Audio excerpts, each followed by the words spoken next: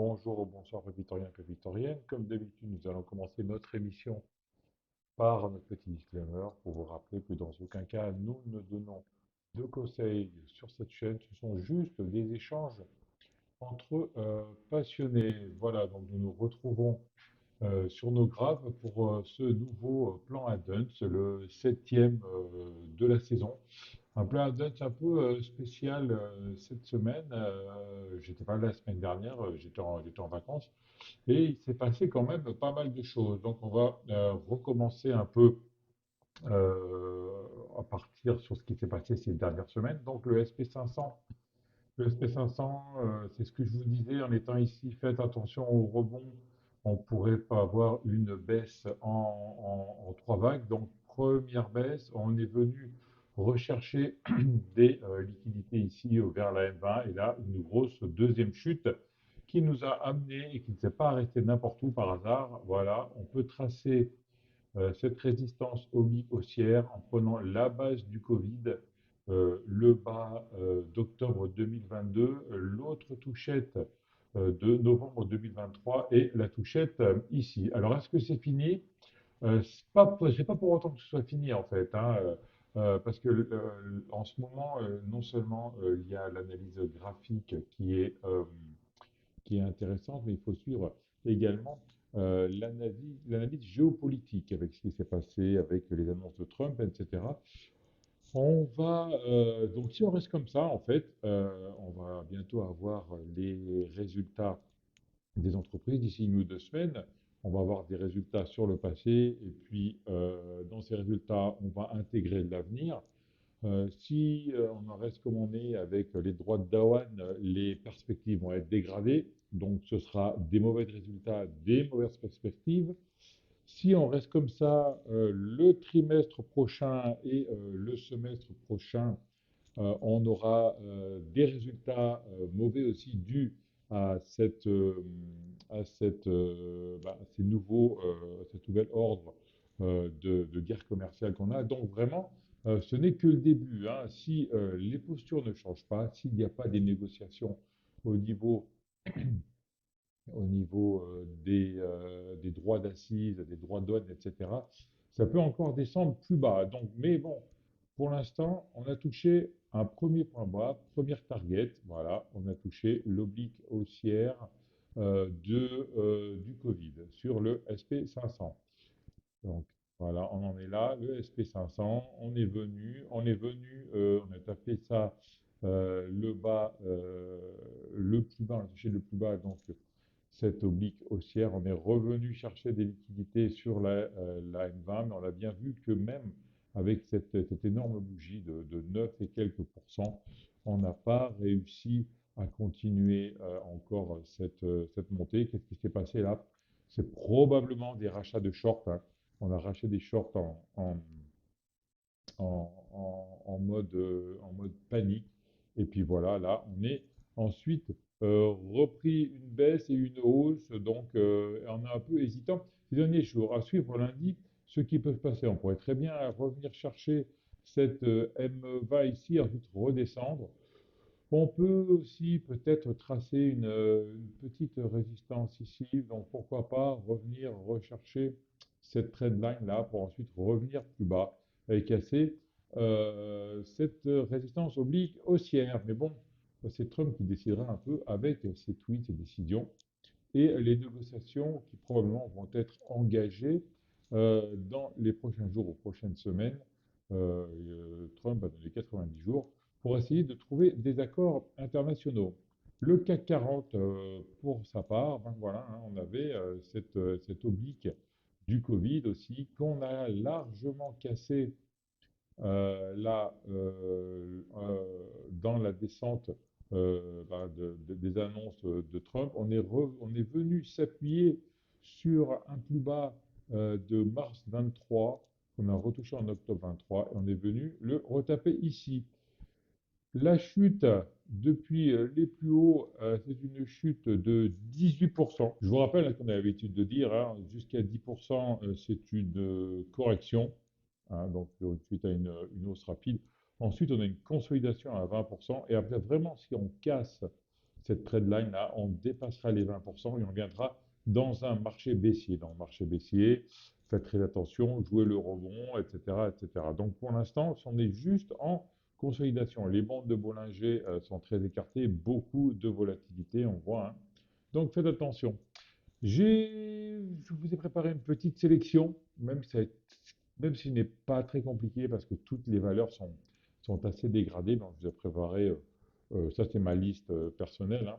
Mais bon, je vais vous présenter seulement les 5 ou 6 premières auxquelles je vois un quelconque intérêt. Voilà, on commence avec Exail. Exail, donc gros trend haussier depuis février 2025. On a fait plus de 100%, hein, entre là et là. Voilà, on a fait 117%.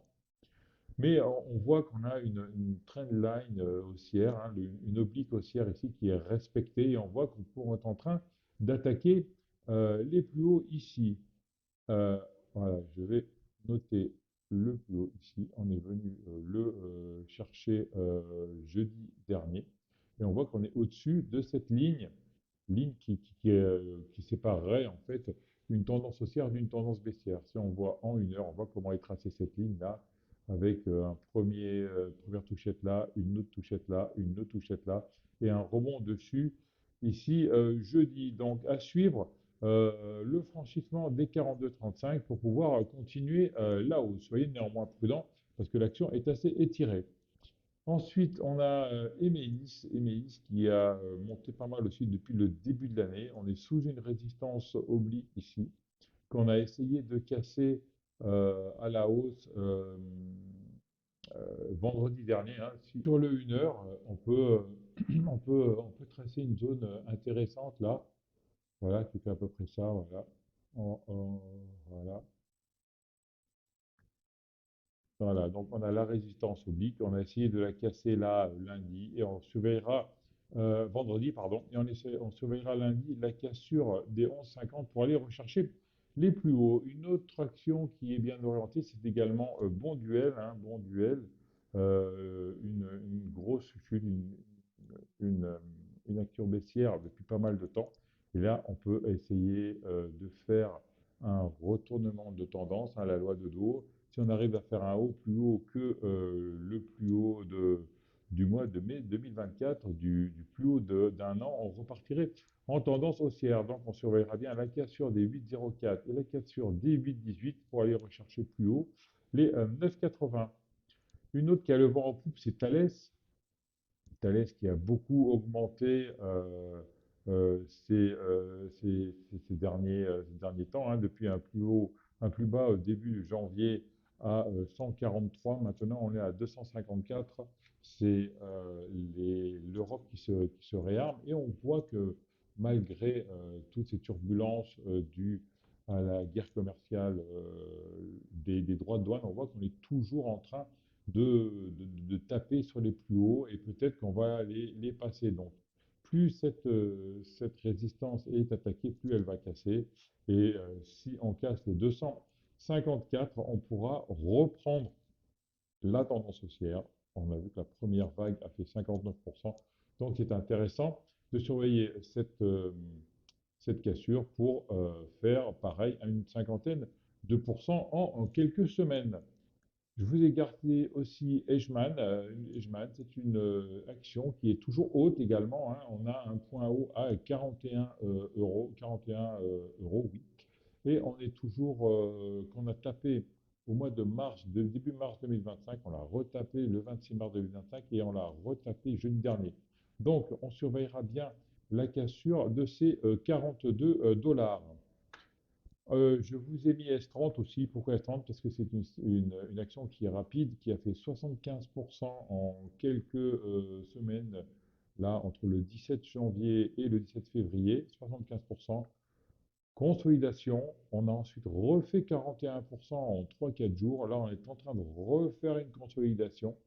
On consolide sous cette zone un peu pivot qu'on est venu travailler à la hausse ici, qui a bloqué la descente, et ici, à la baisse, pardon, ici, on a bloqué la descente, on a rebondi dessus, et à la hausse, ça a bloqué la hausse ici, on est revenu chercher plus bas des liquidités, et on est encore en train de bloquer dessus. On peut voir mieux en 1 heure cette zone. Voilà, ici, ici, ici, ici.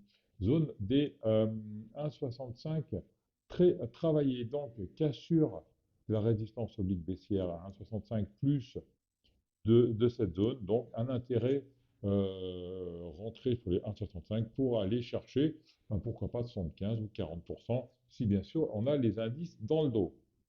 Il y a Théon aussi, hein, Théon qui a fait une première attaque en novembre de 59%, une deuxième de 23%. Là encore, pareil, d'une vingtaine de pourcents, plus une de trentaine de pourcents ici, et on est toujours très très haut, hein. On ne consolide pas, on consolide haut, ce qui est très intéressant, hein. Je vous ai choisi des actions qui consolident assez haut, pas des actions qui ont beaucoup perdu, pour voir les premières qui seraient capables de repartir. Et là, on peut également dessiner une résistance oblique haussière et une résistance oblique baissière, donc faire un triangle, et la cassure des deux peut être intéressante. Voilà un peu ce que j'ai à vous proposer. Bon, après les autres, ben, on voit des actions comme DBG qui sont très dégradées, des actions comme Barco qui sont assez dégradées également. Qu'est-ce que je peux vous proposer encore? Voilà, ça c'est pas mal aussi. SES, c'est pas mal, hein.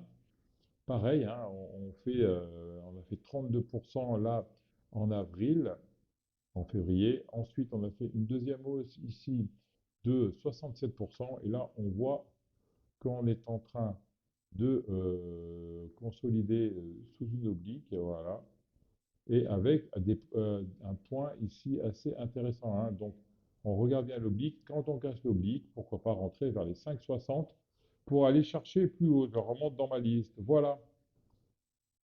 Soyez très prudents quand même, hein. Je vous avais marqué sur les réseaux sociaux, faites attention au rebond du chat mort. Voilà, le rebond du chat mort, ça devait être par là. Et maintenant, bah, on pourrait très bien reconnaître une autre vague de baisse. Voilà, Pépitoriens, Pépitoriennes. Une vidéo assez rapide cette semaine parce que je préfère pas vous proposer beaucoup de choses, pas vous créer beaucoup de FOMO, plutôt être vigilant et ne rentrer que sur des coups sûrs. Votre capital s'arrête alors que la bourse ne s'arrête jamais. Merci, ciao à tous, au revoir.